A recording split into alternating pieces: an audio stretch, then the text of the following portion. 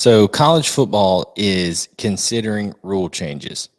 And here at Southeastern 14, I'm Blayne Gilmer, by the way, we are breaking down what those rule changes could mean.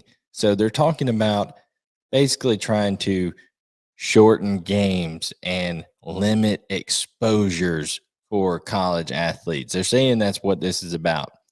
Truthfully, it almost feels like it's trying to get into CYA mode a little bit when it comes to the greed and the lack of foresight that has presented itself in college football, whether it be these college football commissioners, the television companies that they're in bed with now.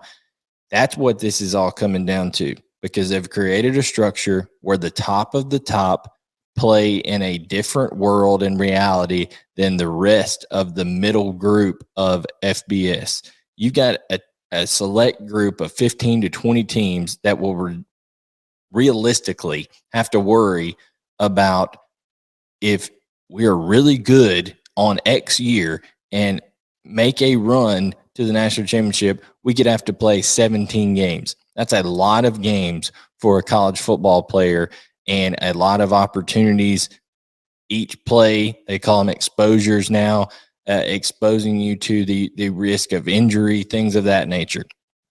Some of the biggest fallout that you see from some of the proposed rules, two of the most important being that the clock would not stop after first downs anymore, except inside of 2 minutes of each half. And on incomplete passes, the clock would continue to run after they spot the ball. So it's not you throw it out of bounds anymore, clock stopped until you snap the ball again. No, it is incomplete pass. As soon as the referee and everybody blows it dead just in time to get the ball, then they spot the ball, the clock starts running again, trying to shorten these games, right? But overall, I don't think it's how long the games are that has been bothering people and things like that. Okay. It's what have been the main issues in college football? It's been competitive balance, right? It's been people faking injuries and all that kind of stuff. There's a lot of issues out there. And the main concern with the incomplete pass rule, would the clock continue to run, they're saying, well, people will still want to get in the same amount of plays in terms of coaches. So they're going to go even more up tempo. Super tempo is what people are throwing a term out there for people who've been quoted in stories covering this. Listen, that's not the problem here. The problem here is that college football itself is broken and cannot do what other sports are doing in terms of rules, in terms of calendar, in terms of academic requirements, even at times. Like, you're going to expect these guys to play well into January, worry about finals, worry about the NFL draft, worry about the transfer portal, worry about all this. It's just not realistic. College football is its own entity now, and it needs to be treated as such.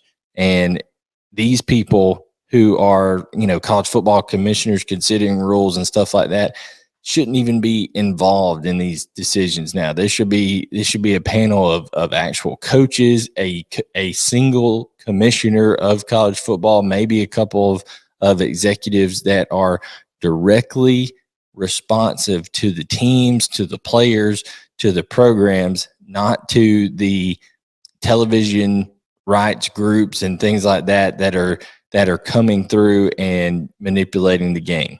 And until college football is able to realize, okay, there's this clear distinction between a difference of what Alabama, Ohio State, Georgia, Clemson, what world, LSU, all these big programs, what they live in, and the world that, the teams in the Sun Belt live in, and the teams out in the Mountain West live in, and heck, even now, most of the teams in the Pac-12 live in. It's a totally different world, okay?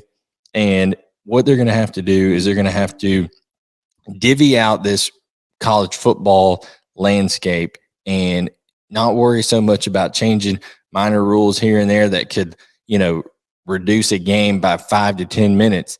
They need to stop covering up the greed of the, let's get more games so we can have more commercials and make more money.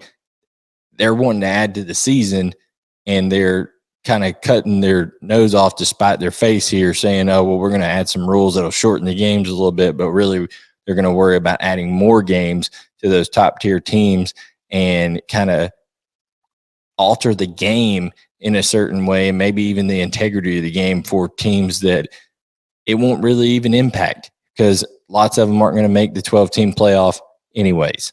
So those are my thoughts on it. I think college football has a lot to think about here. They've got a lot to really kind of consider when it comes to these rule changes. Listen, the clock not stopping after the first down, that's more NFL style anyways, not a big deal. But it's that the clock being started as soon as the ball is ready for play, even after an incomplete pass. That is the big one that people are getting all up in arms about. But as I pointed out, I think people are missing the bigger point here. For Southeastern 14, I'm Blayne Gilmer, and we will catch you next time. Make sure you subscribe, like, turn on notifications. Check out brothrow.com and aura.com as you see scrolling below. And as I said, I'm Blayne Gilmer. We'll catch you next time on Southeastern 14.